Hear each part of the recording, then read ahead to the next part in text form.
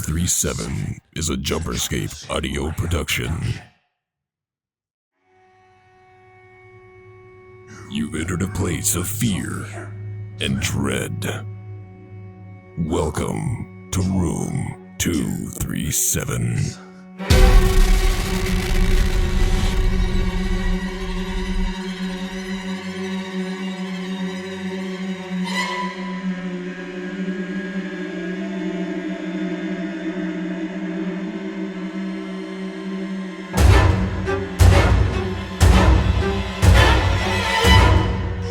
Hello, everybody, and welcome back to Room 237. For those of you who listen to multiple Jumperscape projects, you probably can track when we're recording now because you can hear the whatever these things are in the background. Do you mind? Okay. The fun, though. So, yeah, long time no see. Not for you guys. You heard us last week, but we took a little 2-week break. We had a little hiatus. We're a little caught up with the actual timeline now. But so bear with a little bit of rust we might have today as we get back into the swing of things. But it is now week 4 of Chucky week. Bom, bom, bom. We have an interesting one today. Yeah, interesting's a word. The 1998 classic Bride of Chucky, directed by Ronnie Yu. It's something. It's definitely something. I have a feeling we have differing opinions, and it's fun. This movie, I've only ever watched this movie alone. And I think it's one of those movies that is easier to enjoy when you watch it on your own, because I found myself just kind of uncomfortable so many times. And that makes me really scared for next week. Oh, God. Because Seed of Chucky is worse. Oh, no. Why? Why couldn't they just leave it? See, personally, I actually like the direction of this movie. But and it's too weird for me. It's very dated. Ronnie Yu has a style. For those of you who don't know, he also directed Freddy vs. Jason, which feels oddly similar in terms of tone. Well, I can appreciate the tone. The tone is fine. It's just like it's a doll. And I didn't need to see the things in this movie. Okay. Tiffany's great. She's hilarious. And the vibe of the movie is also pretty great. I'm just going to tell you, you're going to have to watch him jerk off next week. Oh. Oh, God. I wanted to get that reaction fresh on the air. Oh, God. And that goes for you watching along at home who hadn't seen these movies yet. Why? Why? Oh, God, why? Oh, we'll find out. There's a reason. I hate the human race.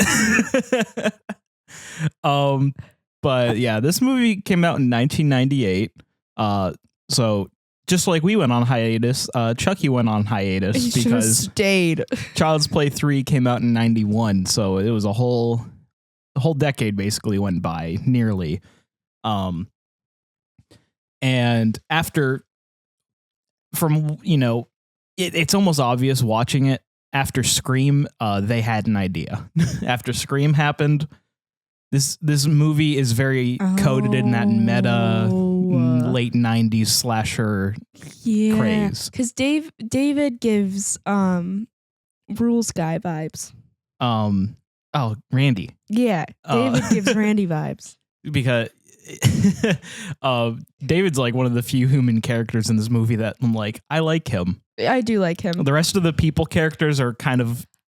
And I appreciate too they joke about the gay stuff in the beginning, but they don't like clearly say this man is gay and he does these things because he's gay. They're like, oh, he's a figure skater who's going to Princeton and did on an athletic scholarship for theater. And I'm like, oh, cool.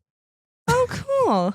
I mean, I could see why you don't like the guy, but and then I was like, he might be gay. But we're going to not think about that for a second and just say, no, there was honestly, though, if anyone gets a pass for these kinds of jokes, it's probably Don Mancini. I also think that they weren't like he was stereotyped, but I don't think in a way that was harmful. Yeah. You know what I mean? He didn't feel like a caricature or anything. Yeah. Like, and also when you see stereotypes of gay men, especially in like horror movies and horror comedy type movies, you're gonna see like predatory gay men. And this was just the gay best friend. GBF. Yeah. Everyone's got their gay best friend. Every girl's got their gay best friend. Steven. He's not like my best friend, but he's my gay best work friend. I have a gay best friend. I forget. I lost my train of thought. Oh yeah, sorry. I got on the David rabbit hole anyway. But I mean, we're not even in like the whole plot section of this anyway, so we can kind of bounce around. Oh yeah, we be bouncing today. Yeah. Cut us a break. We're getting back into the rhythm here. I'm struggling. It's okay. Yeah. What else is new?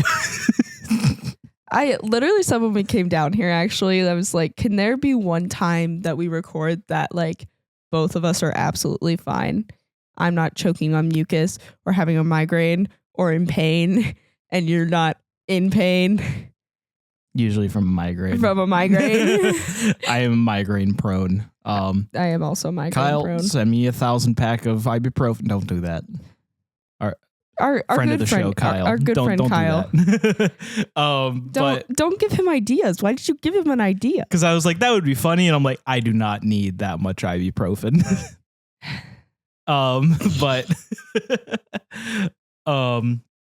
Anyway, movie very 90s. Yeah. Very, very 90s. For sure. It's very much in the wake of the Scream meta horror craze.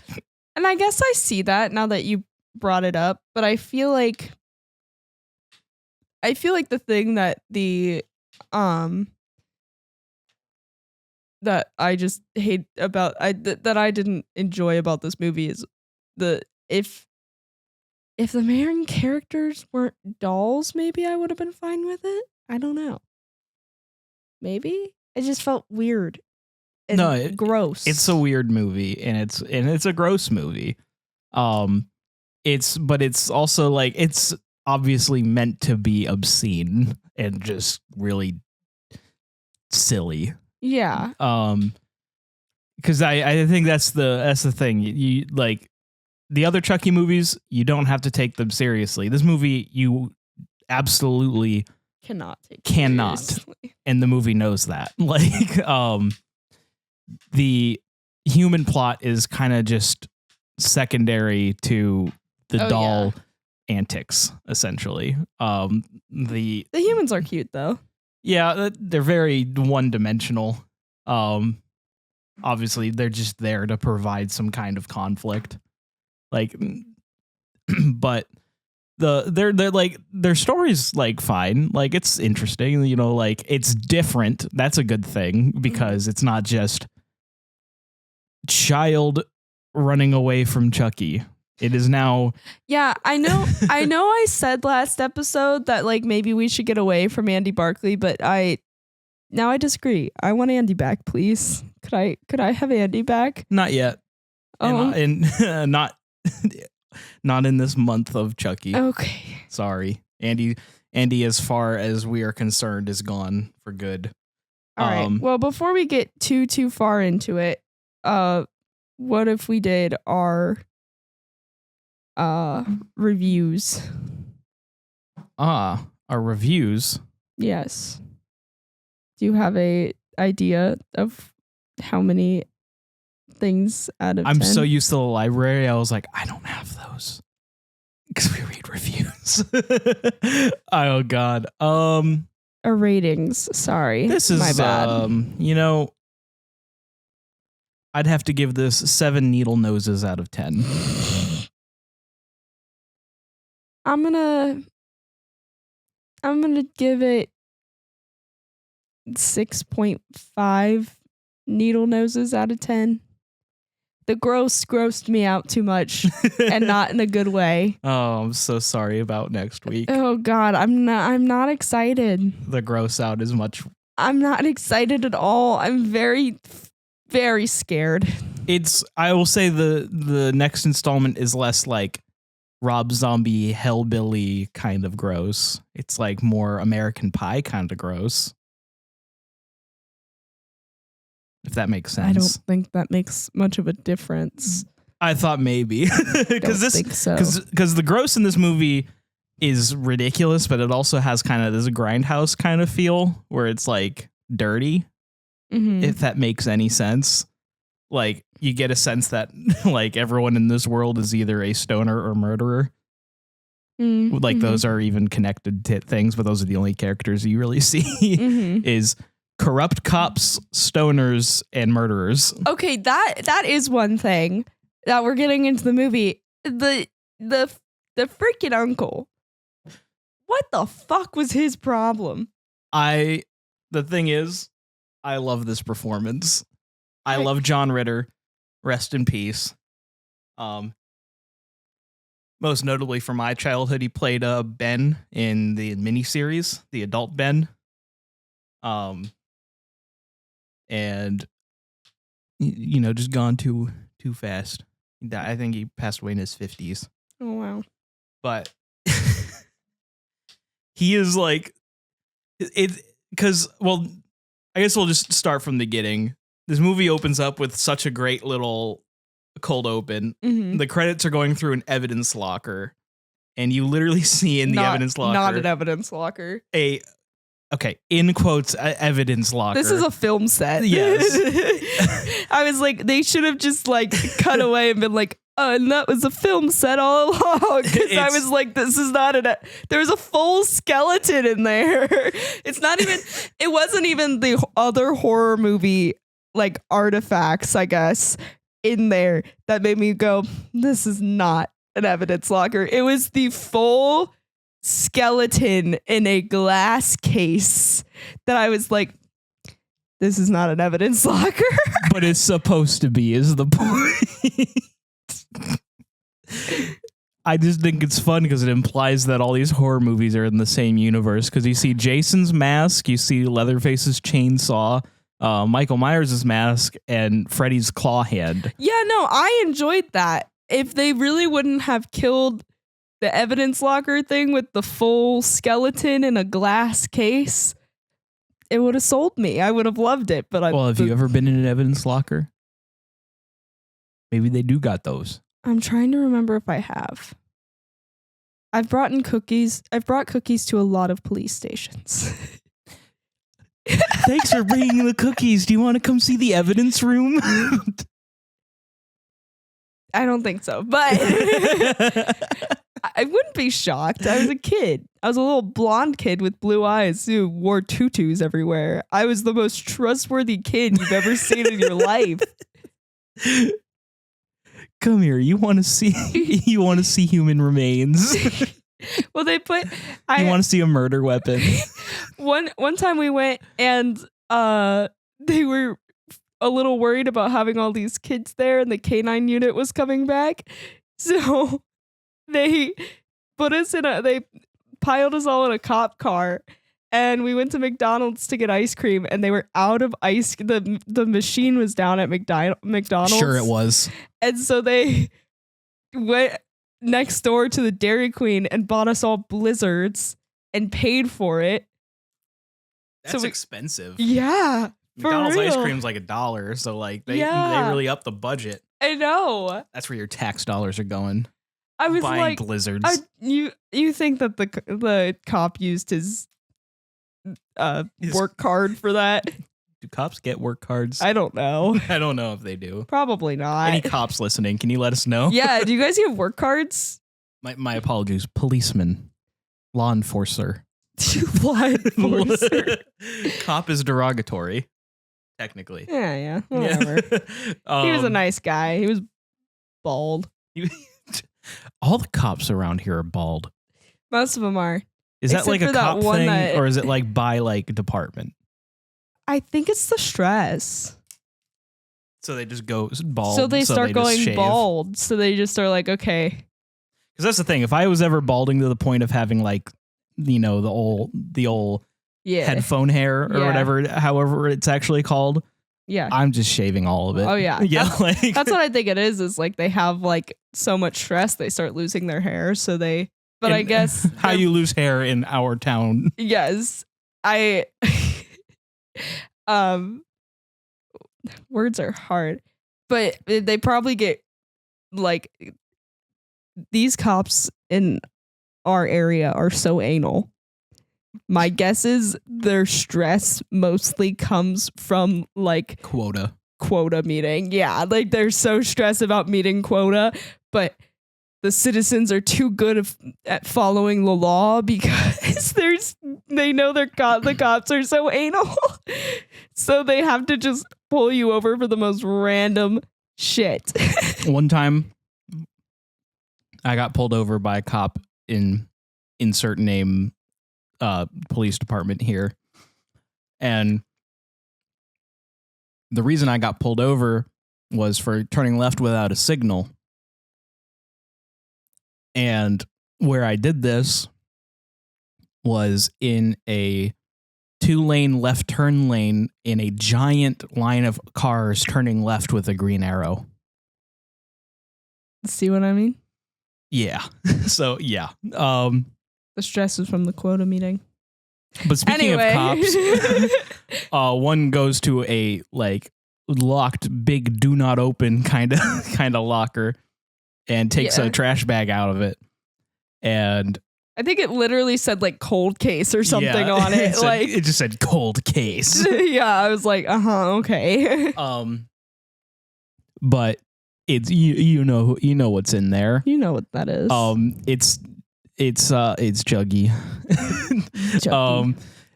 So he's going because he's been offered a lot of money to deliver this doll somewhere. Mm-hmm. And then we get the very first of Tiffany slitting a cop's throat in the franchise because that's who it is. Tiffany is played by Jennifer Tilly. Mm-hmm. She's just a wonderful lady. And this is her first appearance, obviously, because it's Bride of Chucky. But that's your cold open. She says, "Hello, Dolly," and Rob Zombie plays you out. I will say 10 out of 10 on this title sequence here.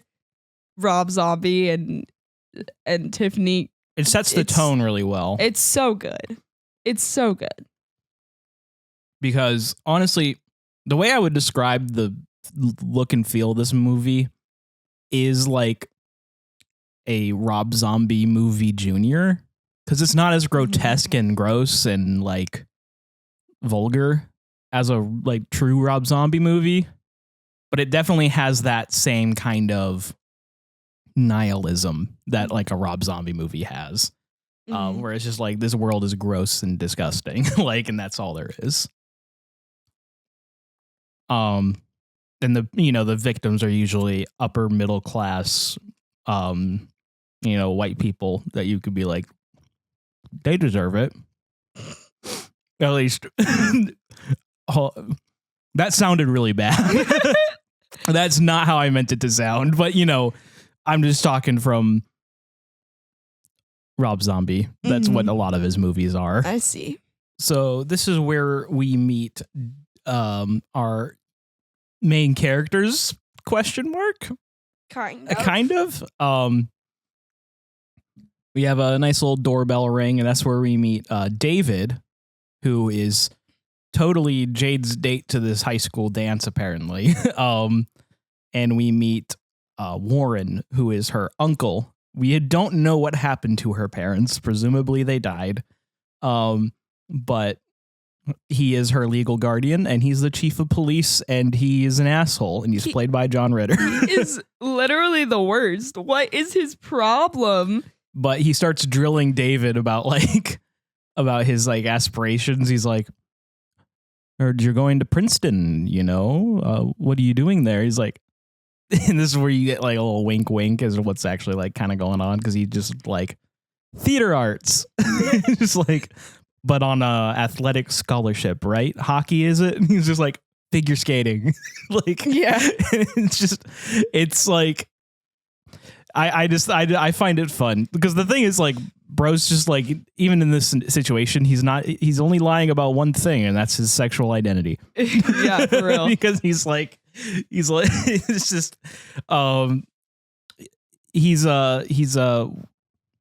he's being the fake date, basically. Yeah. For wow, I forgot her name already. She's played by Katherine Heigl. Yeah. Jade. Yes. Jade. I don't really like Katherine Heigl. It's okay. Hot Neither take. does the entirety of the Chucky family. Doesn't like the people who work on these movies. They all hated her. That's not shocking, because she's fired from almost every project for being a prima donna. It's funny because I think it's on the commentary track where Chucky is doing commentary over Child's Play. Oh God! I think he literally just says like something like, "Oh, this lady's a real bitch, but not as much as Katherine Heigl." Like, yeah, she. From what I know of Katherine Heigl, she is the biggest fucking bitch on a set. That's why you never see her in anything anymore, because no one wants to work with her. Because that's apparently the story on this set, is that she was just such a horrible human being on the set of this movie. I was wondering, because I was like, oh, I'm going to bring up that Katherine Heigl's a bitch. I hope she was a bitch on this set. They like literally, there's so many interviews where like Don Mancini or like Jennifer Tilly or just anyone who works on these movies makes a joke about Katherine Heigl. Like, it's like a long-standing, I think, publicly one-sided beef, because I've not been able to find anything that Katherine Heigl has said publicly. No, I'm pretty sure she is only a bitch on sets, and then she shuts her mouth in front of the public. So it looks like she's not, like she's a victim of something, but I'm pretty sure she's not. If 100 people are saying one thing, but that one person saying another, like you gotta kind of go with the crowd there. Yeah, I think she's right to just shut her mouth and be a bitch. And my guess is she has enough money now that it doesn't even matter to her. Exactly. Good for her, I Sure. guess. But either way, her character seems like she's nice. So Yeah. there's something. I think that is why she got fired from Grey's Anatomy too, was for being too big a bitch on set. Probably. Anyway, sorry. Yeah, very good. And what's funny is immediately they get pulled over by a cop they call Needle Nose. And I want to know, did they have Needle Nose in the script to describe him before they casted the actor? Because if so, they could not have picked a better person to be nicknamed Needle Nose, because that thing could pop a goddamn balloon. Oh yeah, you're so right. He looks so much like a needle nose. He looks like an animated cop. Yeah, like kind of like he looks like an animated cop, or like maybe like a Barney Fife kind of like character. Like He's such a caricature of a cop. Yeah, like stereotypical like jerk cop. Yes, I know there's basically two cop stereotypes, and there's donut cop, and there's the asshole cop, and he's the perfect stereotype of the asshole cop. He literally has like a smirk, and it just drives me insane. It drives me up a wall. I just think of him going like, "You seem like nice kids, but the money," like I'm like, "Oh my god!" You are literally the most corrupt man in Even the when he world. screams before he dies later, he like looks smug. Yes, I agree. One, because he doesn't even try to get out of the car. That would have been like my first instinct, get out of the car. But I would argue there's a third cop stereotype, and that is like the Barney Fife kind of cop. I think that's different than Donut Cop. Mm-hmm.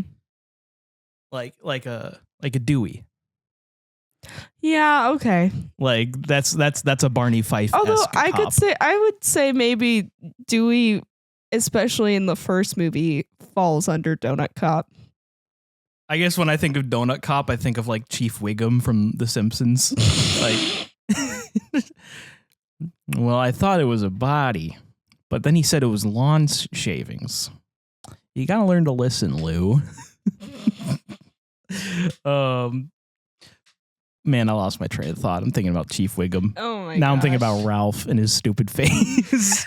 But yeah, they pull him over and he calls in the chief, and the chief's like, this was your date to the prom, huh? Not this guy that you were sitting next to in the car. Womp womp.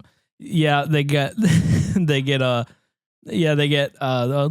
old field sobriety test done on them and stuff, and all that good stuff. And basically, we just learn that the Mr. Police Chief Man, John Ritter, is just an asshole, and he's like, I don't want you to be on Jerry Springer with this trailer trash. And it's like, why would she be on Jerry's? She's not. Well, because that's the thing. His logic doesn't make sense. No, it does make sense. It's totally selfish. He doesn't want her to make him look bad. Right. He doesn't actually care about her because he's like, well, when you're 18, you can do whatever the hell you want. And it's like, okay, like. But who's gonna know? Okay, so she goes to prom with a boy? I don't know. You know how many problems for the human characters could have been solved in this movie if that guy was just not an asshole? All of them. Literally, this movie just wouldn't happen. If he literally just like acted like a human being. Yes, but meanwhile, I think we went. Oh well. Tiffany, she stitched up Chucky. Yeah. So even though he only looks this way in a couple movies, I'd say the stitched up look is still Chucky's most iconic. I do like appearance. The stitched up look. Yeah. I like it. It's not my favorite. I think this is the movie where it looks the best. Because he still looks very Frankenstein. It looks a little too clean in the next two movies. But it's definitely, I'd say when people think of Chucky, they still think of the stitched up look. Yeah. But I digress. This is where we see our first appearance of Voodoo for Dummies, which is, it's so dumb. I know it's supposed to be dumb, and I know this movie is supposed to be dumb, but I still would like the means of Chucky being alive to be at least a little bit scary. Yeah. I mean, it does kind of, that's the thing that I don't really love about it, is it kind of like negates the entire first part of this series. Like, Voodoo for Dummies plus this amulet thing we find out about later. Yeah, was John the witch doctor just like reading out of Voodoo for Dummies in his classes? Apparently, I don't know. And it says on page 7, through the heart. But like, and so the whole thing where we've been watching Chucky try to murder a child for 3 movies didn't even need to happen because he could have just exhumed his corpse. Yeah. For this amulet that didn't exist. Yeah. So yeah, skipping ahead a little bit. One, there's a sequence when Chucky like comes alive that's both awkward and uncomfortable, but also really cool. It's because we meet Damien, who's this basically a poser. Yeah. And he kind of looks like Marilyn Manson, basically. Mm-hmm. and he's showing fake body pictures of people he said he killed, and like he's getting called a wimp and blah blah blah. Mm-hmm. But basically he's just whipped as hell to Tiffany. And he's like, and, she sees that Chucky moved, so it actually worked. Stay close, stranger. The room awaits you after these messages.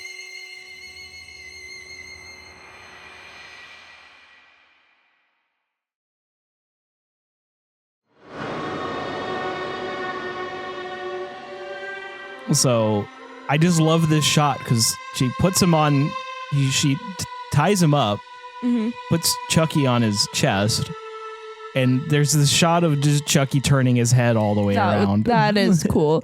Everything leading up to that shot, not very cool, but that shot is great. A bit, yeah. Everything else leading up to it, I gave you the cliff notes. It's very awkward. It's very so awkward.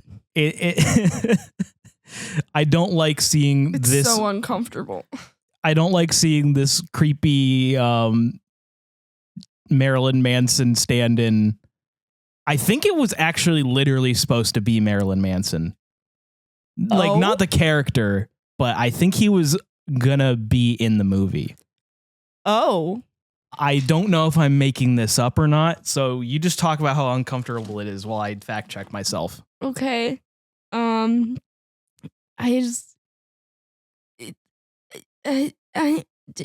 James, why did you do this to me? It just is gross. I don't want to. You put me on the spot, and I don't know what I'm saying. It's okay. You're doing great. No, I'm not. But we get our first kill of the movie here. Yeah. And it's Chucky. No, not first kill of the movie. The cop, duh. Yeah. First Chucky kill of the movie here. Yeah. And he rips out his lip ring, which is just ow. But then just smothers him with a pillow and just sits on it. Just sits on it. There's a lot of good physical comedy with the dolls in this movie. Yeah, that's the true. thing that I love. That's the one thing I love about this movie. There's so many moments that I'm just like, like this movie never makes you gut laugh. It's more just like you blow more air out of your nose than usual. Yeah. It's a little bit of the, Yeah, like, but hold on.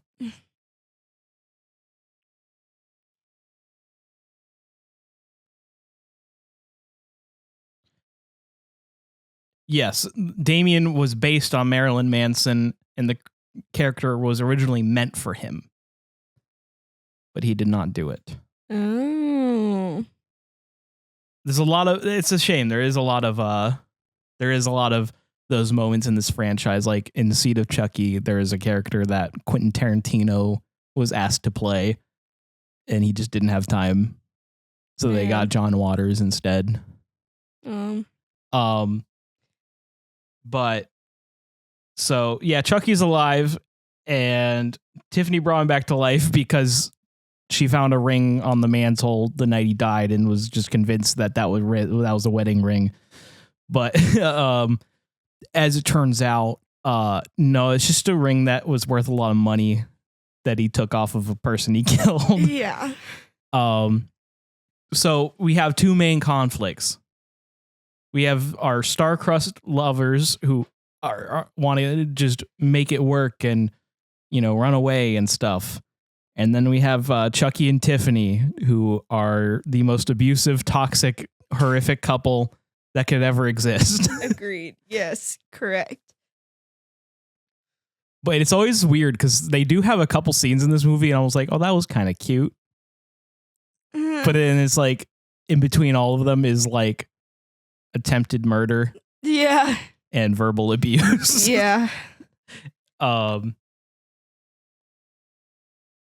Oh, that's interesting. We'll get there in a little bit. But yeah. So she like locks him up, and this doesn't make Chucky very happy. No. No, he's very angry. He really does act like an angry toddler And that in this scene. he's treated like a toddler in a lot of scenes. Like there's Yes. a scene where she literally just starts tickling him. Yes. Like and like I love when he's locked in the cage and he's like spelling kill Tiffany slow with his blocks yeah. and just using the C and say and just like spell woman. You just go B B I I T T C C H. H. That is incorrect. He has a bunch of just like childlike drawings all over the place of him killing Tiffany. Yeah. But ultimately, this kind of you see the writing on the wall. He's not going to stay locked in this wooden crate for very long. Yeah. He uses the ring Well, so yeah, she that he got drops from the doll. Yeah, she drops a like wedding doll in the cage with the ring she thought was for her, and he grabs the ring off the doll and uses it to get out of the wooden cage. We know it's a real diamond. Yeah. So we then get probably the most on the nose moment of the movie when Tiffany is literally sitting in a bathtub watching Bride of Frankenstein. Yeah, for real. And like the scenes playing in the movie just kind of like they sync up perfectly with just Chucky barging into the room, and like the screams from the TV are mixed with Tiffany screaming, and ultimately he essentially kills Tiffany with the Bride of Frankenstein. Yep. Because he dumps the TV into the bathtub and electrocutes her. Mm-hmm. And so, yeah, he does the chant, and now Tiffany is a doll too. And now this is where the movie, I think, gets a little less uncomfortable with those two for the most part. No, I think this is where the movie got way more uncomfortable for me. This is where it really got uncomfortable. Maybe this, from my perspective at least. This is where the movie started getting super uncomfortable for me. I was like, I don't like this dynamic. I don't like it. See, for me, I think that they just have really good banter. Yeah. Like, my favorite is like Tiffany's like scrolling through the stupid book. Mm-hmm. And I love that, like, this is where we get the retcon of the amulet. She's like, I was wearing it around my neck when I was killed, and it shows a picture of him on the newspaper with this amulet that's just there now. Yeah. Even though if you just watch the movie, you know it's not there. Yeah. But I just love the, well, let's just go and get it. just whenever my favorite, I guess I'll say my Chucky quote, my pick for Chucky quote of the movie is, "Sure, I'll steer and you work the pedals. We're dolls, you dope." I like the doll comedy. I like it to a certain point, but for some reason it was just making me uncomfortable the entire movie. Also, Tiffany has, especially right here before she does the hair dye and all the things, she looks weird. She looks really weird. No, her doll animatronic was definitely not as... It just is uncomfortable. Her doll animatronic is uncomfortable. It gives me the heebie-jeebies and not the, like, it's the, Uncanny Valley? Yeah, that doll has the Uncanny Valley going against it. It's just not. I think that's a part of it. It is not right. It is not right. Because Chucky, especially in this movie, is far enough removed from being human-like in appearance that you don't really get any of that with him. But especially in this movie, because the Tiffany doll changes a lot after this. like the general silhouette is still there, like blonde with the, the whole outfit. Mm-hmm. But in this movie, you could tell they did not quite nail what they wanted her to look like, especially in motion. Yeah, I think her face was too short too, and I think that's what was fucking with my brain. It's too short and also too stiff. Yeah. Her expressions were not as expressive. But you see, Jesse is actually Tiffany's neighbor at the trailer park. Whoa. So their plan is basically she calls Jesse and is like, I know you need money, $500 if you drive my dolls to my friend's house in a cemetery in Hackensack, New Jersey. She didn't say friend's house. She said a friend. She said for to deliver them for a friend, and then she said to deliver them to the caretaker of the Hackensack, New Jersey place. Yeah, it's the same thing. Kind of. So there is our plot. The runaway couple of Jesse and Jade are going to take these dolls to New Jersey so they can get the amulet from Charles Lee Ray's corpse. But hijinks ensue because,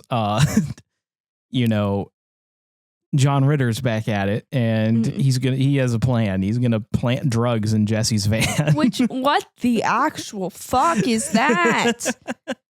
He's gonna plant weed on him? One, that gets figured out. Your reputation's so fucked, my dude. So fucked. You are no longer in the police force. He's the chief of police. He can do whatever the hell he wants, according to him. Yeah, well, bribing your employees to do your bidding off the clock and planting evidence would have been figured out at some point. Actually,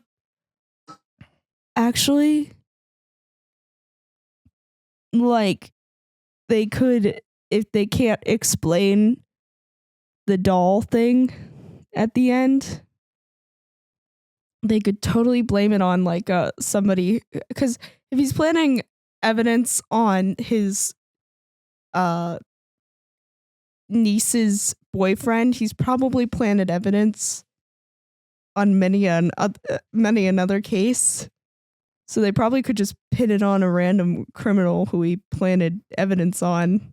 So I'm sure this whole police corruption thing is blowing up this town as well, because that's all going to be uncovered with all these murders and stuff. That's true. Headcanon. But yeah, so Mr. John Ritter, he has a plan. He's going to plant weed in the van. Good news, plan worked. He did plant weed in the van. Bad news, he died. Yeah. Well, I guess not sort yet. of. Yeah, he got nailed in the face. Literally. We have this cute little exchange between Chucky and Tiffany where he's about to just start stabbing. She's like talking about how Martha Stewart is her greatest inspiration, and she says to improvise. So they use they put nails on the dashboard by the airbag and cut the airbag so it goes off, and it flings him into his face. And of course he looks like Pinhead from Hellraiser, so Chucky has to quip and just say, why does that look so familiar? And then that's what that was. I was really confused. I was like, what the fuck is he talking about? I was like trying to find the reference. I was like, I don't understand. Okay. Here I am being like, it's obvious joke. What a cop out. I guess it's not so obvious. It fell flat on me. Well, we haven't watched Hellraiser yet, so yeah, it's probably not even in your mind. I know what Pinhead looks like, and I have, in fact, listened to the Dead Meat podcast talk about that random Hellraiser movie that was like a video game movie. Yeah. It was like a straight to DVD. Oh, yeah. Weird ass movie. The Hellraiser franchise is a hellscape, if you will, because this movie sounded so interesting. We need to watch it, by the way. The studio that owns it still pumps out sequels to this day, so they don't lose the rights.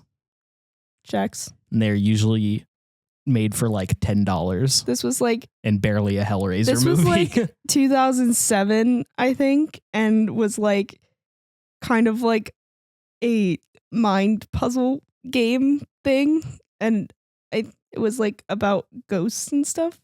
I'm pretty sure this was. Yeah. I don't know. It was weird. I listened to it while playing Minecraft, so like my brain is trying to remember it, and I'm like, Minecraft tree.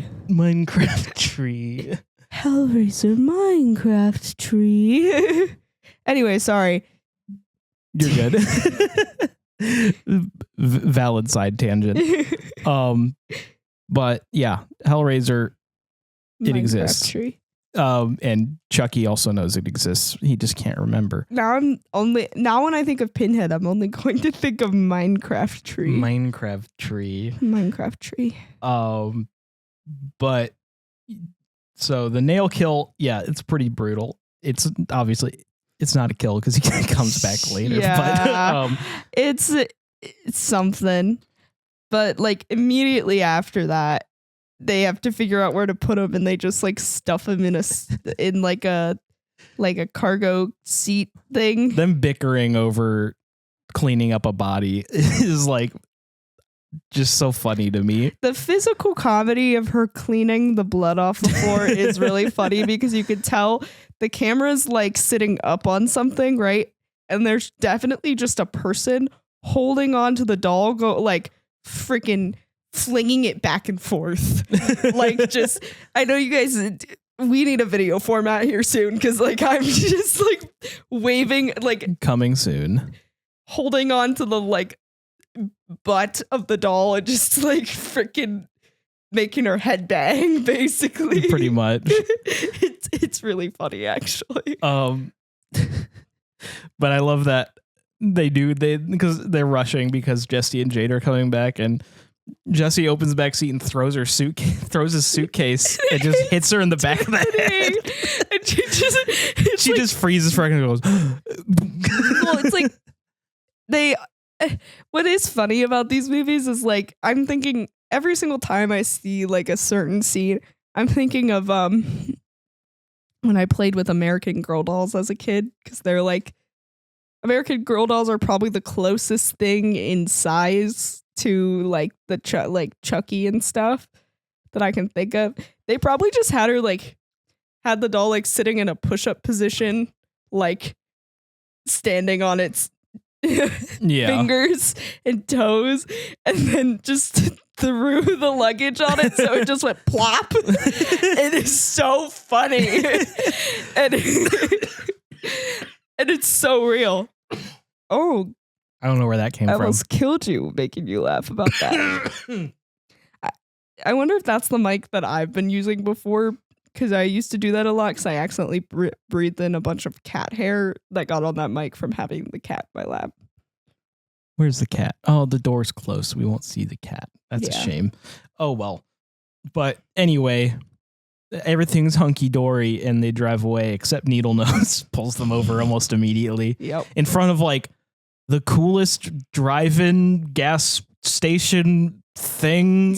Gas station, fair, weed spot, I guess. I guess Midwest hangout spot.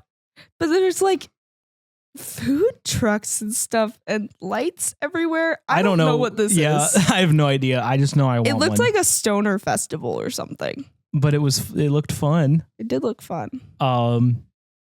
So yeah, obviously the plan is immediately pull him over and find the weed I planted. Right. So like, does Jesse not know he has rights?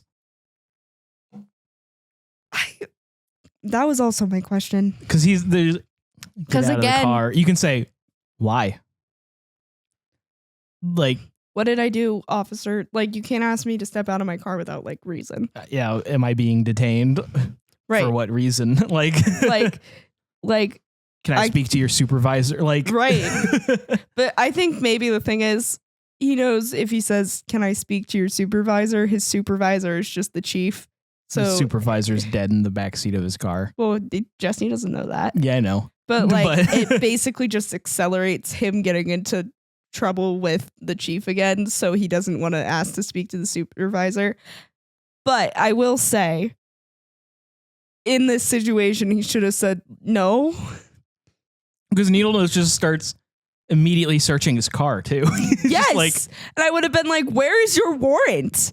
I wanted to, again. Well, unfortunately, Chucky starts smoking weed in the car, so maybe it's probable cause. Well, I do think he didn't sniff the air though and smell the weed. Because if he did that, I would have been like, okay, well, he has probable cause. But there is no probable cause here. He's not giving them a reason for pulling them over. He's not taken their license or registration, which is the first step. He needs to identify who these people are, even though he knows them. He needs to have the freaking those license. If they didn't give them to him, like, then maybe he'd have more reason for probable cause. There's nothing. This is the most corrupt cop. This is the most corrupt cop. You can make the argument that they are kids and they don't know they have rights, so they're just listening to policemen. She lives with the chief of police. She's got to know her rights. She has to work around the chief of police all the time.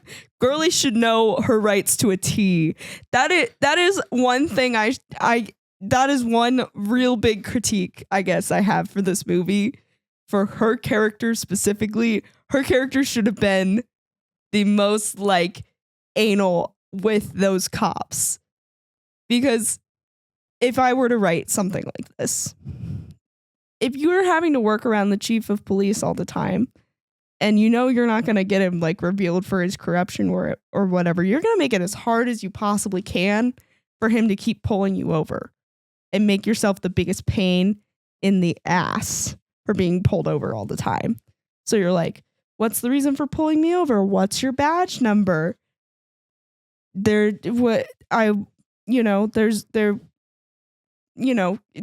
I getting a ticket? Am I like, she should have had all the questions lined up. She should have been like one of those TikTok freaking lawyers that goes, stop. If a cop pulls you over, don't say this. They always look like the slimiest Saul Goodman type lawyers ever, too. Like, they always have big... Or ex-cops. They're either that or ex-cops. Yeah. The lawyer ones specifically always give me, like, the creeps, because they usually have, like, a really bad toupee and, like, really, really obvious veneers. Except for the guy who kind of looks like he'd actually be a real estate agent. That black guy who does, like, the... who's liable in this situation. I was referring to him when I said the veneers. What? Really? I guess he might have veneers. No one's teeth are that white. Yeah, that's fair. Like, but blindingly white. But he looks like a real estate agent. He doesn't look like an old, like, slimy lawyer. He looks like the most respectable lawyer around. He seems like a nice guy. He does seem like a nice guy. But he does look like he'd sell me a house, though, and not like... Not on a good deal. Yeah, he does look like he would sell me a house and make more money off of me than he should have.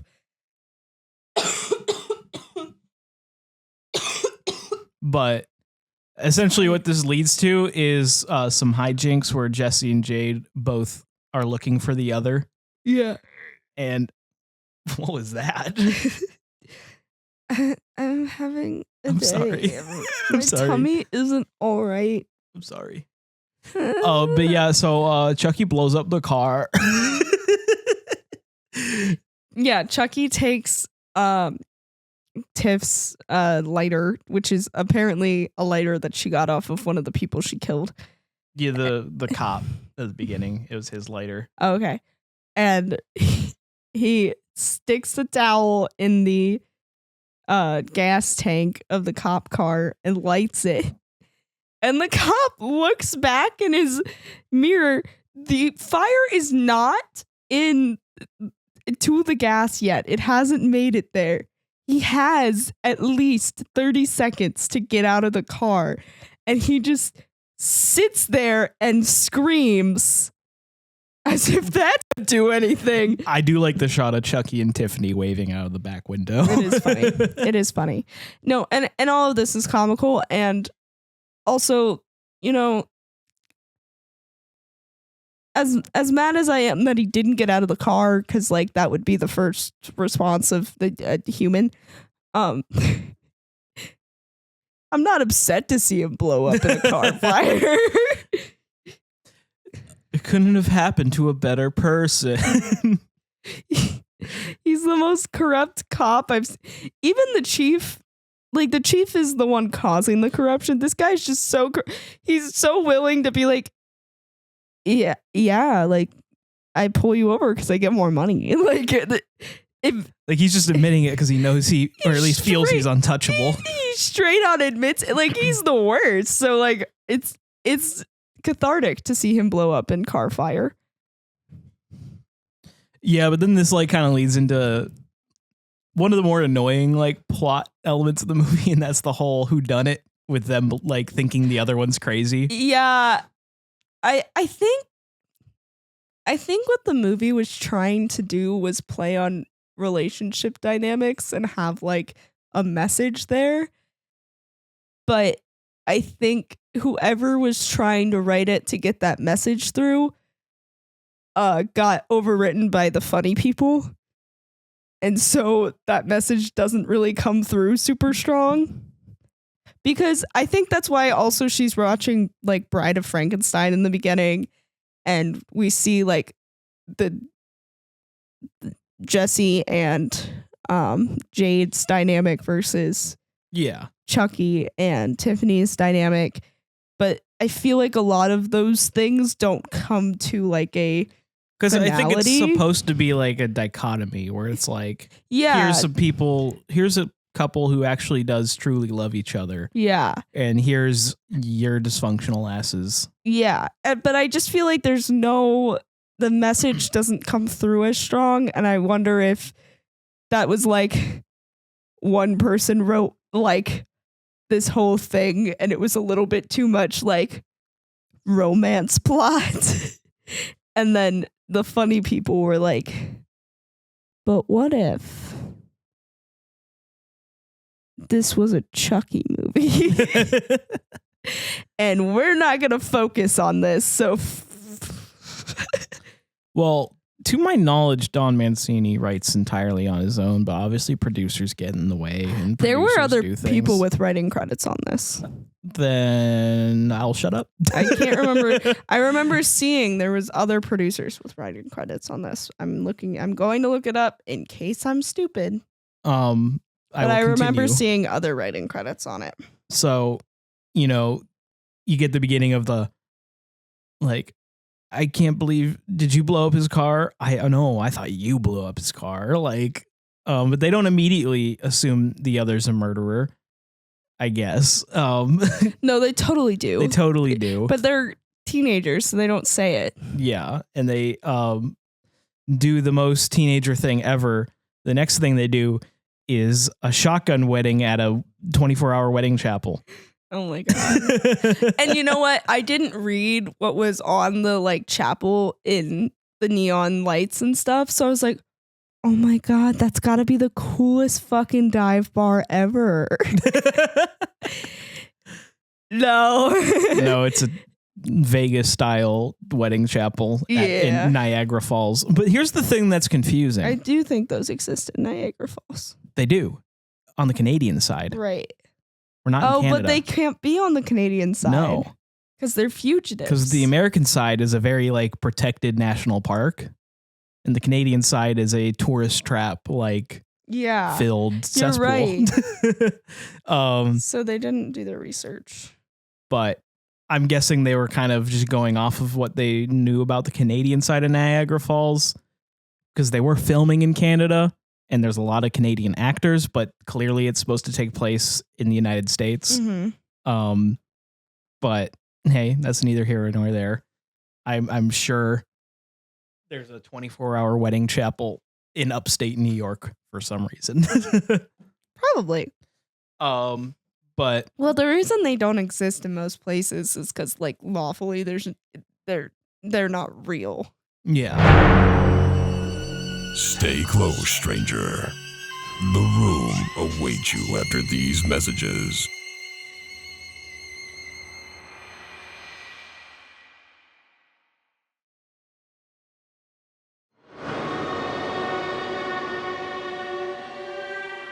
In most places, like in Vegas, I think it actually counts. But it's really easy to get an annulment for those because you could just be like, I was drunk. And like, my guess is Canadian laws are more wish-washy on marriage licenses and stuff. Yeah. But everywhere else, you can't have a 24-hour wedding chapel because it takes 24 hours or longer to even just get a marriage license. Well, it makes me wonder because they even said, I get confused. Because they have like fake ones. There's fake ones throughout the U.S. But they call David, and David's like, oh, the news is saying, you know, Mickey, Mallory, and Bonnie and Clyde, that's you guys. And he even says they're watching the border. And my brain assumed state border. I also assumed state border, but he meant the Canadian border. Did they go to Canada? Because it's the cops in the movie have American flags on their uniforms. Yeah. So did they go to Canada to get married? And then go back to New Jersey? No, they couldn't have, because when he said the border, he didn't mean state border. He meant the Canadian border. I know. But so they didn't go through the border. They didn't realize that there couldn't have been a wedding chapel on that side of Niagara Falls. Gotcha. They just didn't put that maybe, together. Just maybe. No, they just didn't think it through. Or they thought, oh shit. Yeah, it's a Chucky movie. No one's gonna give a shit. Because and that's another thing. They definitely filmed on the Canadian side of Niagara Falls because this whole movie was filmed in Toronto. Yeah. Everything's filmed in fucking Toronto these days. Yeah. And I was wrong too. Don Mancini wrote the whole thing by himself. I figured. Producers do still come in metal with scripts all the time. Oh yeah. So. My guess is it was longer and that the dichotomy played out a little bit more and it got cut. The only thing is if anything I know about Don Mancini is correct, I'd assume the producers reeled him back more than anything else. With the humor and the gross stuff. Yes. I agree with you with that, but like I said, I bet it was a longer script. Yeah. And they cut a lot. And because I can see him, like, he likes to do the funny stuff, but I can also see that he also likes to get the like serious tones in there too. He does usually have a message to like be said. Yeah. So my guess is that he played out that dichotomy a little bit more and it just got cut back for time, and the producers saw the funny stuff as more important than that message. Well, rest assured, he got the chance to direct the next movie. Good God. Good God. Please, if that God. tells you anything. Please, God. Why? I love you, Don, but this is your biggest mistake coming up here. But it's going to be okay. It's only a movie. So. I don't think I'm going to be okay. You'll be okay. I'm never going to be able to erase that from my mind, James. You'll be all right. It's going to be there forever. Yeah, well, join the party. So they go to a honeymoon suite. Yeah. And there's these really weird swingers.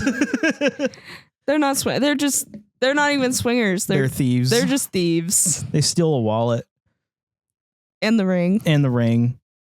Tiffany witnesses it. She's like, how dare you get in the way of love? I'm going to go really briefly over this next part because it's awkward. Tiffany throws a champagne bottle up on a glass window. Before we go too brief on that.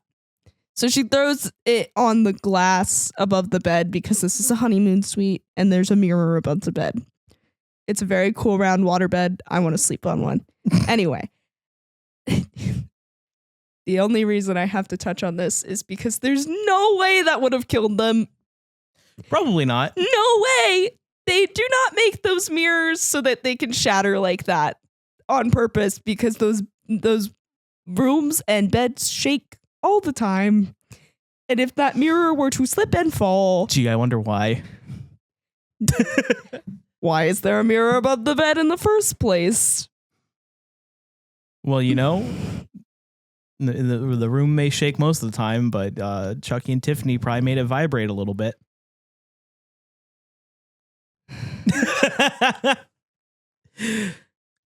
Anyway, I just had to say this kill is not possible. Yeah, but, you know, it turns Chucky on pretty hard. I did not mean to say hard. Oh, God. Let's just power through it. Let's just power through it. They frick. Oh, my God. But according to Jennifer Tilly, the entire scene was improvised. I hate that even more.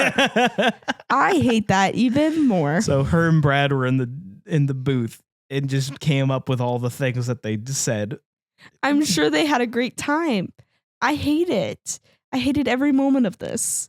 I was sitting there in shock. I was shocked and appalled and hurt, kind of morally hurt by this scene. Hey, but Tiffany was right in this scene. He's all rubber. No. Oh, duh. To ask him to, do you have a rubber? He's like, I'm all rubber. She goes, aren't you plastic? You can tell, I think Brad just ran out of ideas because he's just like, kiss me. It plays really well comically. It's just so uncomfy. You're so uncomfortable because these are dolls, and why, like, sex scenes in movies are already kind of uncomfortable. Why do we need them? Don't know. Don't really know. Like, in romance movies, they have a place. I don't understand why they show up in every action or horror movie ever. Like, why did we need that from Terminator? So apparently Julia Stiles had the part of Jade, but dropped out because she got the role in 10 Things I Hate About You. I'm so upset. I mean, I'm really glad that she chose 10 Things I Hate About You. But oh my God, she would have been so much better. Oh, I feel silly. I'm on IMDb trivia. I feel silly for not picking it up on my own. Damien Baylock was his name. It's literally Damien and Mrs. Baylock put together. How have I never picked up on that? Oh man. Funny stuff. Man. I don't like the sex moment. I really don't. But it's gone. It's over with. It at least technically serves a purpose in the story. Unfortunately. But so in the morning, a housekeeper who I'm pretty sure was what's her name from Hocus Pocus?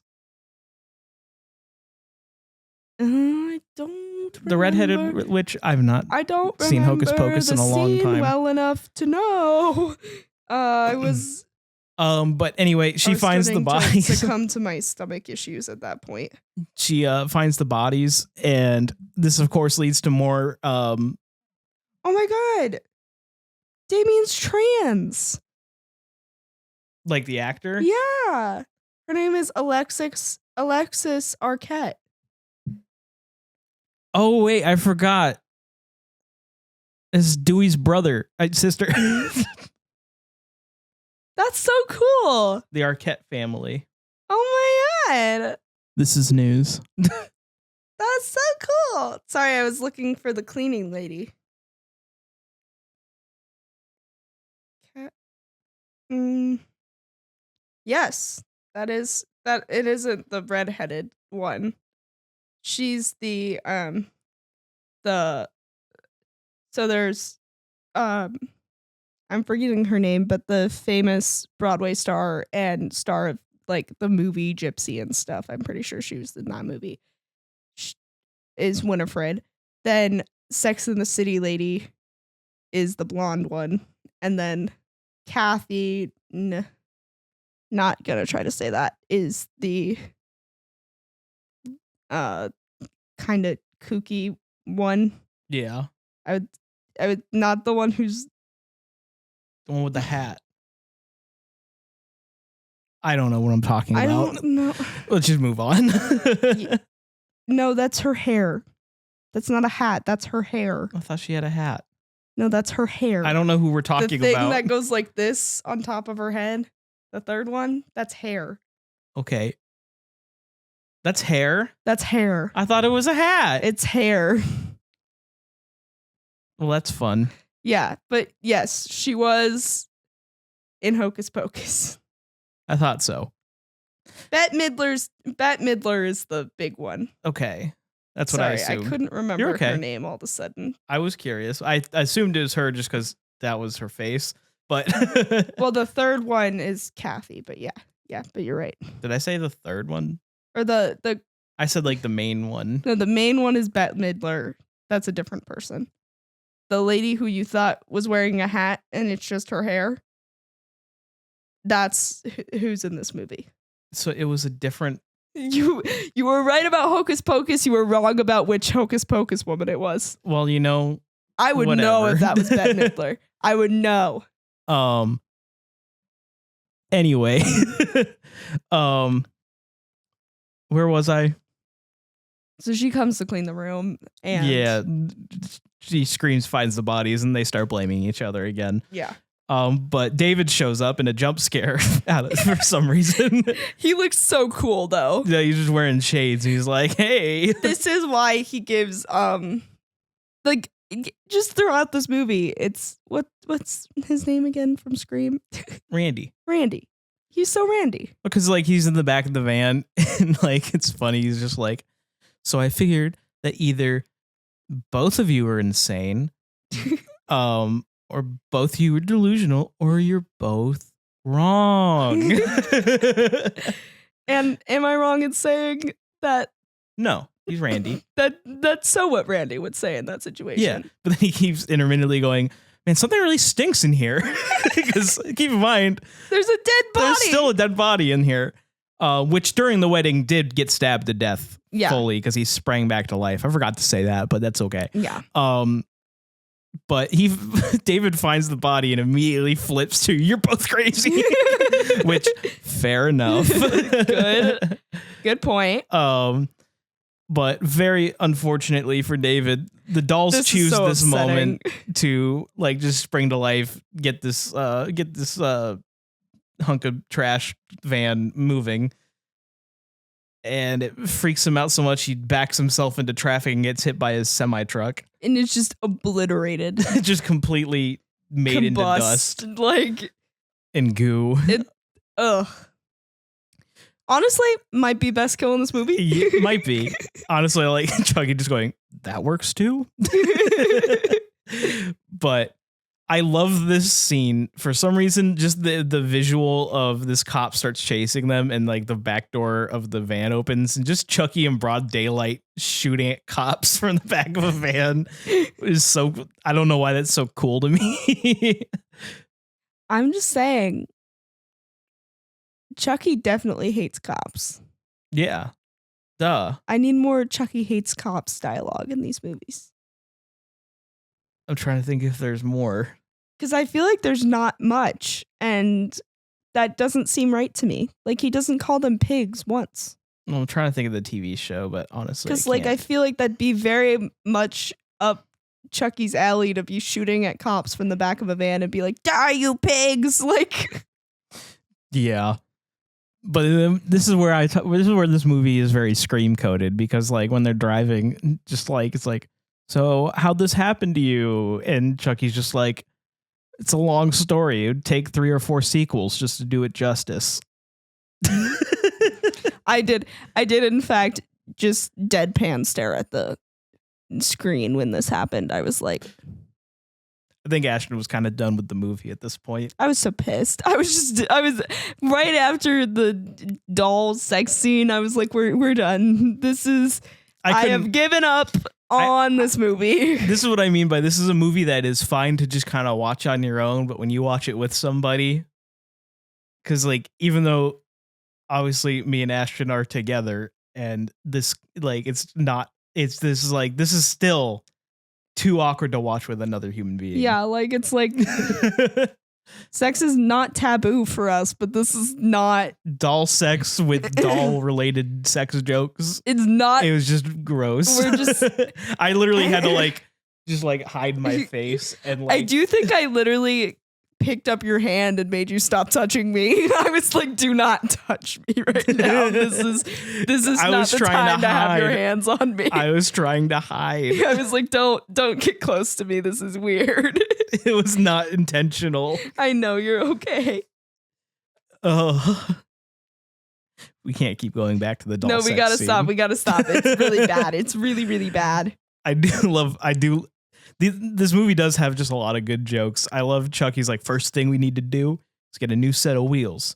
Something inconspicuous, but a little style. And then a fucking Winnebago just starts strolling on the screen. I was like, what are they gonna have just like I was prepared for like a regular like run of the mill, like a fucking like Toyota.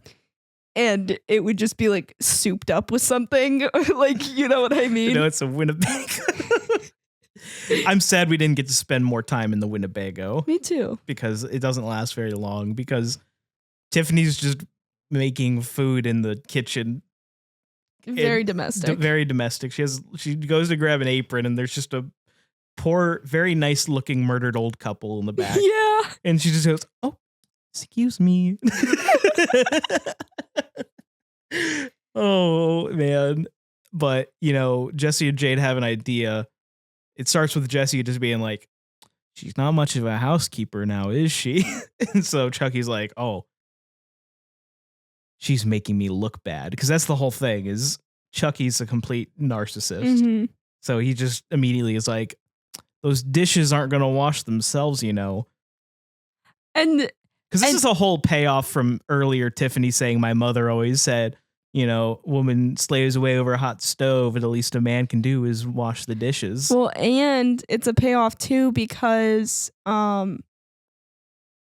Jesse says to Jade that, you know, like they're always gonna have a like even footing. Like if she makes dinner, he'll always wash the dishes. Mm-hmm. So, but yeah.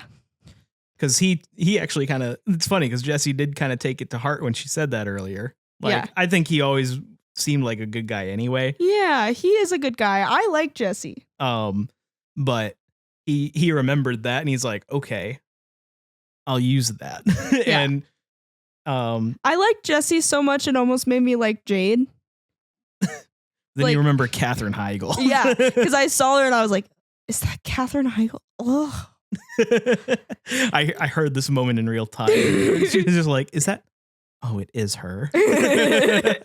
And so I immediately hated her. But like Jessie was so sweet. She was probably mean to him behind the scenes. Yeah, she probably fucking was. Bitch. But, you know, this kind of spurs a little doll domestic argument. Yeah. It's really weird and uncomfortable, yeah. It's funny until the doll genitalia jokes are being made. Mm-hmm. I don't think we had enough time to recover from the doll sex scene to like even think that those were remotely funny. No. No. God. I hate human beings for coming up. Do you think God looks down and hates what he's created? Probably. But this leads to what I can only assume is a very cool Hansel and Gretel reference because because the witch gets kicked into the oven. Yeah. And Chucky is a terrible shot as well because he like misses like 3 times. Yeah.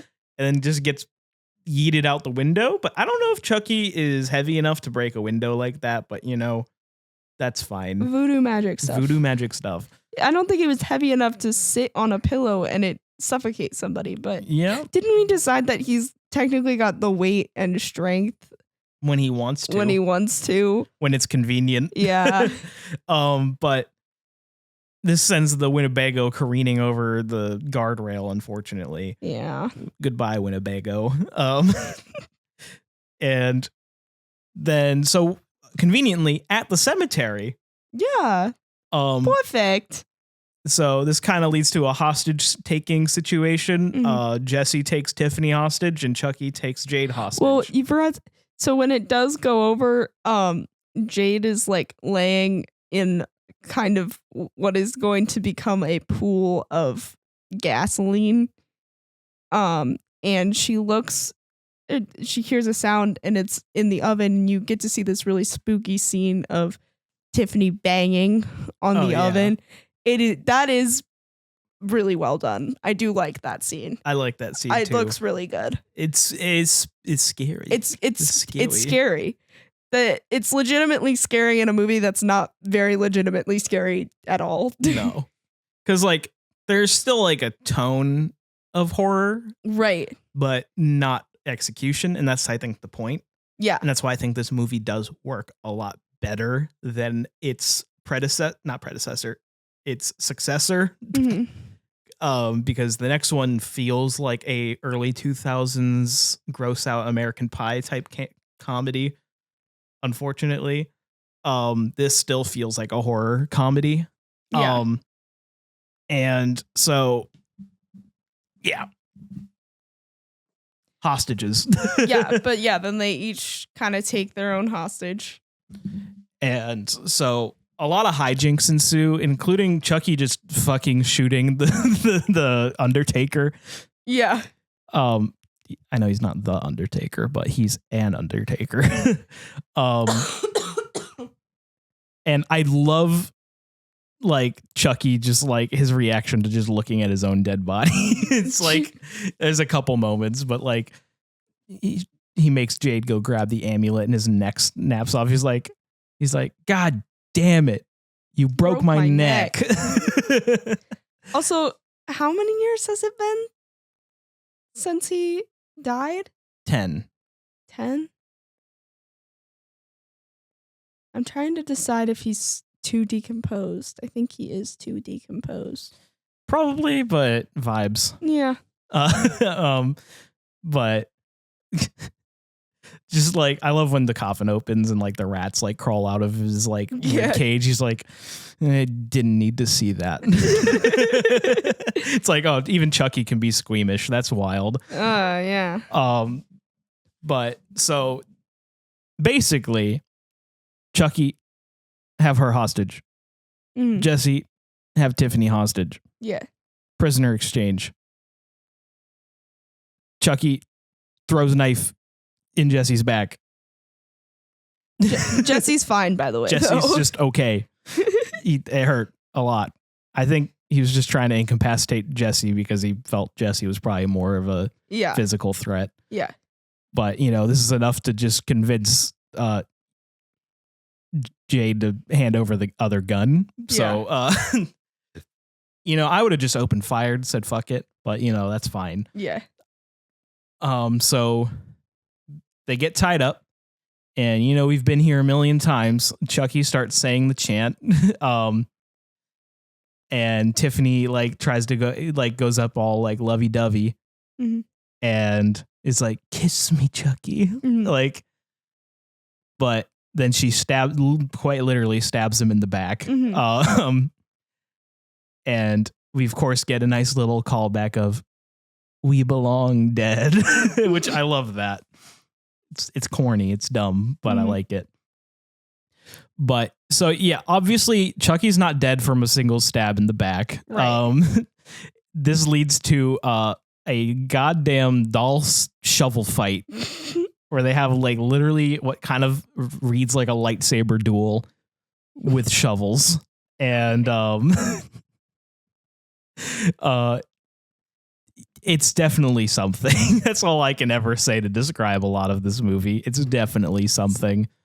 But unfortunately, Chucky gets the upper hand and he kills Tiffany, or at least mostly kills her. So she's out of the fight for the rest of the movie. And right after he does that, though, he gets whacked in the face with a shovel and ends up. I love this moment because he just falls on top of his corpse and he just starts screaming in genuine like fear and disgust of being just covered in his own body parts. Yeah. And this movie ends so abruptly. Yeah. Because the cop that we've seen basically only on the TV, like talking about the case. Yeah. The only reasonable cop in this movie. Yeah, pretty much. Well, he's a detective, so usually detectives are better. Maybe. Depends on the series, I guess. But he, it's like freeze. But Chucky forgot to go doll mode, so he's just at the bottom of the grave, just like screaming, "Let me out! Let me out! Let me out!" Yeah, I think he's freaking out too bad about being in the same place as his dead body. Probably. So. Now this is basically how you explain them still not taking the fall for it, is because the lead detective sees that there's literally a living doll that did this. Mm-hmm. So he just kind of calls it like Jade steals his gun and Chucky says the haha funny William Afton line. Yeah. He says, I always come back. Which just goes to show he said it first. But, that's besides the point. You said it first. Whatever. That will always be purple guy to me. But then she just fucking shoots him a couple times and he dies. And me and Ashton decided that's because they got him right in the heart. Yeah. That's how he died, because they actually shot him in the heart. They shot him in the heart. But I do like the shot of his dead doll body falling into the casket with his dead human body. But when I say this movie ends abruptly is because like the cop, they just like Jesse and Jade, without even really saying much, just like, start walking off. He's like, no one's going to believe this. Yeah, it's crazy. Well, goodbye. And then like, he's just like, you're not going to believe this, but they didn't do it. Yeah. It's crazy. Well, he says, I need, He basically said there's another body. He says there's another body. I need forensics out here. You're not going to believe this. And he said they didn't do it. What they're not going to believe is the alive human doll, I think. Yep. But here's the problem. I just said how that's what cleared their name. Tiffany gives birth to a little demon baby and it kills him. Oh, shit, yeah. So we don't actually really know what happens after that. Because that's the end of the movie. Well, he just said they didn't do it, so yeah. So I guess we're gonna say that worked. Yeah, that was a movie, and we watched it. Yeah, it's definitely one of the movies of all time. Yeah, I mean, I didn't not enjoy it. I just didn't like the grossiness of it. Like, there's a certain amount of gross that's like gross in a way that like you like get enjoyment from getting the gross aspect, and then there's doll sex, and that's not enjoyable whatsoever. Unfortunately not. I still do overall enjoy this movie. I think I have discovered, this is the first time I've watched it with somebody, that this is a movie that is definitely more easy for me to appreciate just watching it on its own, or on my own, rather. But I still appreciate what it does, and like it's still fun to me to sit through. There's still a lot of jokes that I think are funny. A movie, but next week I have to watch Seed of Chucky, which I've not watched in probably over a decade. I'm scared. I did not like it. I'm really scared. But, that's just a theory. Maybe it aged like wine.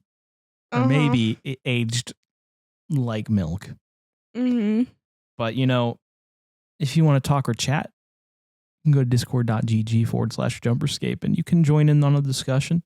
Join in on our weekly recaps. And talk to us. And also, you can ask us questions that we will answer on the show. So, which is that's what we're going to do right now. Judicans wants to know, have you seen Train to Busan? And would there be an episode about Train to Busan? I'm assuming Ashton has not seen it. No. But I have. And it's one of my favorite zombie movies. And I plan on covering it at some point. I don't know when that would be, but it's probably my favorite zombie movie. I've not seen the sequel. I don't even know if it's good, but Yeah. Firestorm says, Frankie Weenie review when? Frank and Weenie review when? Yeah, I saw this in the Q&A a couple days ago, and I was like, I don't know. We'll find out. Because we brought it up during Pet Cemetery, I believe. I think so. I would love to maybe do if we do more of these themed stretches of episodes, do like a Tim Burton thing. Maybe we should do it before new Beetlejuice comes out. When's the release date? I don't remember. It's coming up. Oh man, we'll have to see if we have time. Yeah. We should at least watch Beetlejuice before Beetlejuice 2. Oh yeah. Here's my horrifying confession. Never seen Beetlejuice. You've never seen Beetlejuice? I know. Please don't yell at me. I have the biggest crush on Winona Ryder, so I've seen Beetlejuice. Gee, really? We can watch it. We could watch it later. Who knows? All right. I'm okay with that. It's a fun movie. Lactating Gator asks, what is your favorite horror movie that is considered bad by the general public? And what about the movie makes it your favorite? I'm trying to think of a movie that I like. That the general public public doesn't like. I feel like there was one that we liked that generally had bad reviews that we visited. Hold on, let me look through our catalog here. This one's kind of up there. I wouldn't call it my favorite. Grave Encounters didn't have a good reception, did it? Yeah, but it's such a small movie. Yeah. Bride of Chucky is definitely up there.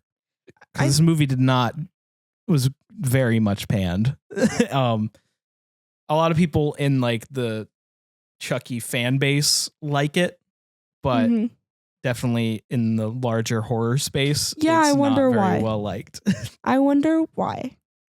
I think within the horror space too, we liked Five Nights at Freddy's more than most people like Five Nights at Freddy's. Yeah, but we're Five Nights at Freddy's fans. You more than me, but am I a Five Nights at Freddy's fan? I'll allow you guys to decide that. I'm a very casual FNAF fan, and I liked it. Very casual. I'm not casual. I'm very not casual. Yeah, I would say, I don't know. I don't have an answer to that because I don't really know. Horror is a hard one to, I guess, say for sure that people think a movie is really bad. You know what I mean? Because I feel like there's always people really vigilantly on one side and really vigilantly on the other side. There's always two sides of the coin that are very loud. Ooh, I actually have an answer. Mine is probably the remake of Friday the 13th. Oh, yeah. I like it more than the original. That checks. And wait, I have another answer. I was going to say, don't you like the Rob Zombie? I love the Rob. I'm going to say, I don't actually love the original Rob Zombie Halloween that much. I love Rob Zombie's Halloween 2. That is a very controversial opinion to have, but I actually think it's really good. And it's one of the most unique slashers not slashers, but it's one of the most unique. It's definitely the most unique in the franchise outside of maybe Season of the Witch, because that's literally not even a Michael Myers movie. I don't really have a good answer because I haven't watched very many horror movies. So most of the obscure ones that people don't like, I have not viewed. And also, even then, like a lot of movies, you probably don't even know the critical reception or at least fan reception enough to know. I guess I liked Exorcist Believer a lot more than other people did, but I didn't like love Me and Shane have had like movie. 3 or 4 arguments about that movie recently. Checks out. Because he'll be like, it's not that bad of a movie. I don't get why people have problems with it. And I'll be like, it's not that it's like that bad. I just think it's not hideously mediocre. It would be a fine movie if it didn't have Exorcist slapped on the title. I will say The First Omen made that movie look really bad. Oh yeah, it made that movie look like poop. Because The First Omen is one of the so good. Is the best franchise revival I think so I've seen. Far. I think that's the best franchise revival I think I've seen. Yes, in my it's life. Way better than Halloween 2018. And it's miles better than Exorcist Believer. Yeah, and since they're both, I guess we'll genre have to see, similar. We'll have to see what the new Alien movie looks like as well. I agree. That looks like it could be good. Romulus. Dawn of Lactating Moose, Council of Patreon names, asks, what was the worst jump scare you've seen, and what is the best you've ever seen? So like the worst, like least effective jump scare, and the best jump scare. Least effective. That's so hard to remember. There's so many forgettable, lazy jump scares that don't even get me. Like, I feel like a lot of them were in Exorcist Believer. Yeah. Exorcist Believer was full of jump scares with loud noises. Pretty much. That weren't really that scary, but they just made you jump because they had the loud sound with them. So I wish I could think of one specifically, but horror is so filled with all of it. Cheap, terrible jump scares that just don't work. And we've also been watching a lot of Chucky, and that's not a very... Yeah, so recency is hard for me to pull from because Chucky's not very jump scare heavy. And there's hardly any, honestly. Yeah. I mean, Chucky relies on a very different type of horror. Pretty much Uncanny Valley. Yeah. And just dolls being creepy. Yeah, like creepy doll. And things moving in the background, I guess. But yeah, I can't think of one off the top of my head. But when I try and think of the best jump scare, is gotta be creepy car commercial. That got me really bad as a child. So see, the thing is, movie jump scares, it's rare they get me to the point of screaming. Mm-hmm. If that makes sense. I feel like I've seen a movie that had good ones recently, but I can't too. remember. But this is gonna be random. The other night we were playing Lethal Company. Yes. And a spider plopped out of the vent right as I was walking up to it, and I screamed like a little baby. That's not the most effective jump scare in horror history. I feel like that'd be really stupid to use as my answer. But if you were on the Discord this past week while I was playing Pizzeria Simulator and you stayed after I got the bad ending, then you got to see me scream getting jumped by Lefty multiple times. Those were effective jump scares. I'm consulting a list of jump scares to see if they just remind me of anything. Well, one that does come to mind is the clap, the hide and clap hands. Yes. In The Conjuring. When the hands come from behind her head. Yes. Like that, even though it was all over the trailers, it still gets me. It's still really good. That movie scared the shit out of me. That movie, out of all the horror movies I've watched, I was very extremely frightened watching that movie. We gotta do the Conjuring movies here soon because that's an amazing movie.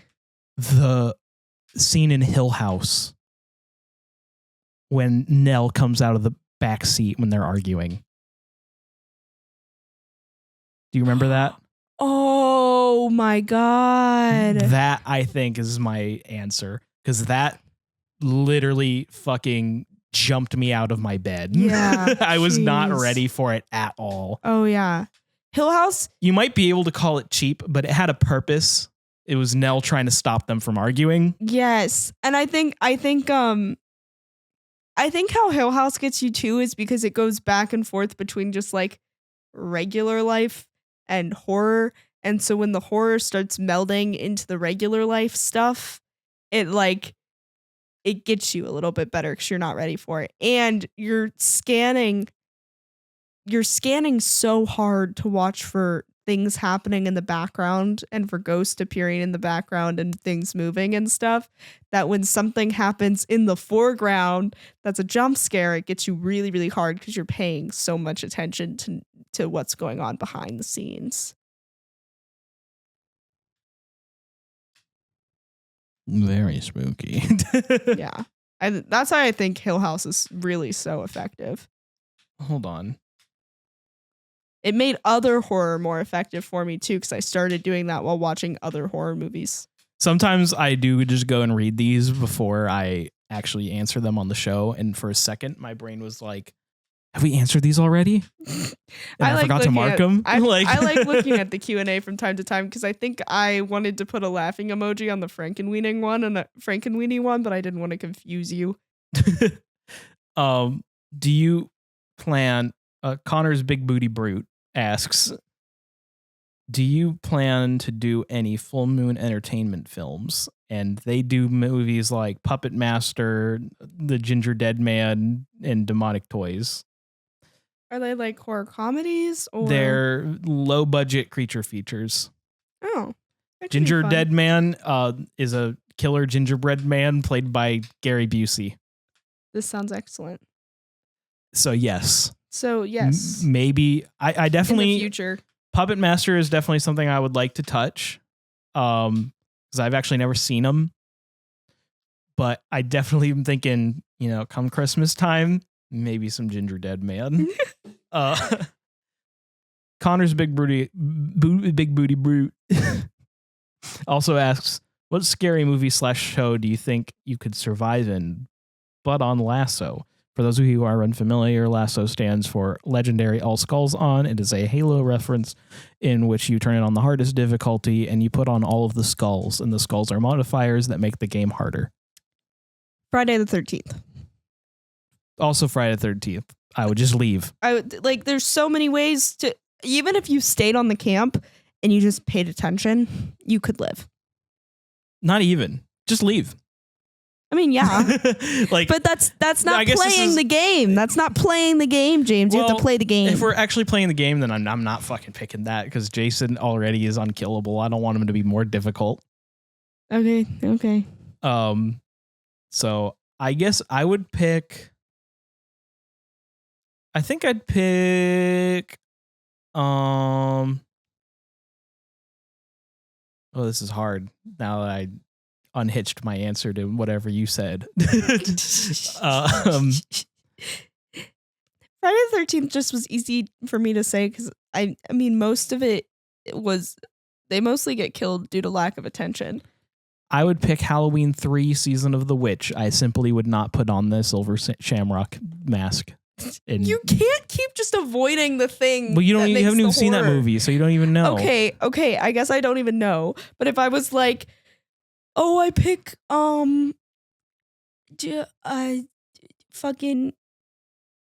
is Hellraiser the one with the box that you have to open? The box, you opened it.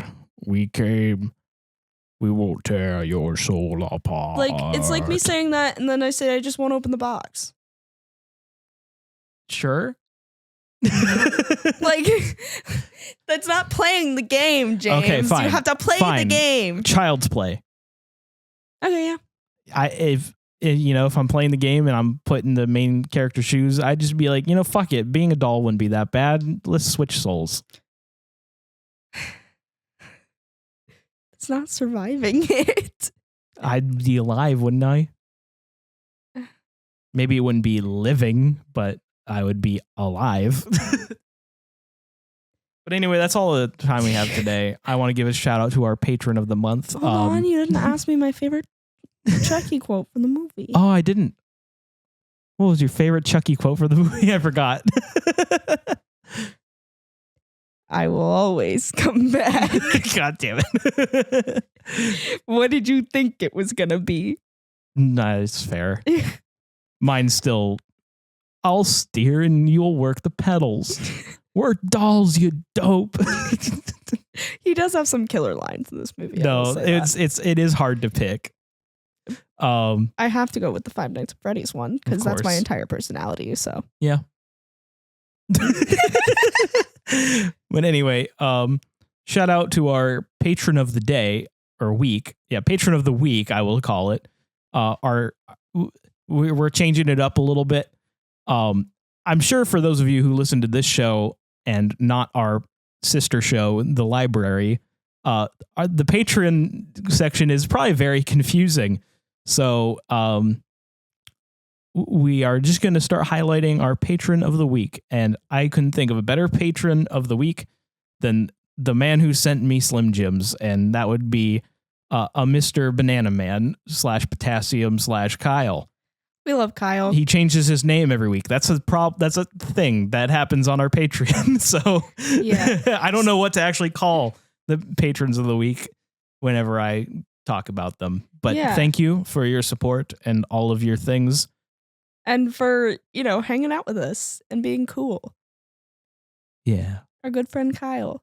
So yeah, if you want to be a Patreon of the week, where could you figure that out, James? You can find us at patreon.com/Jumperscape. We have plenty of different tiers with plenty of different options, plenty of different rewards.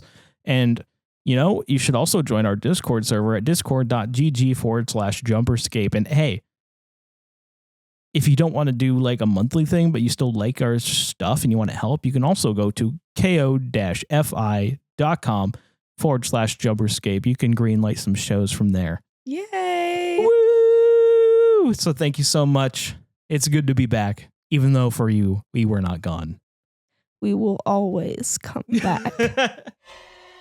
Thank you for joining us this evening, stranger.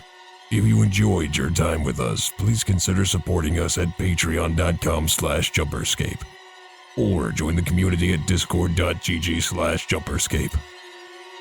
We thank you for your listenership and hope you enjoyed.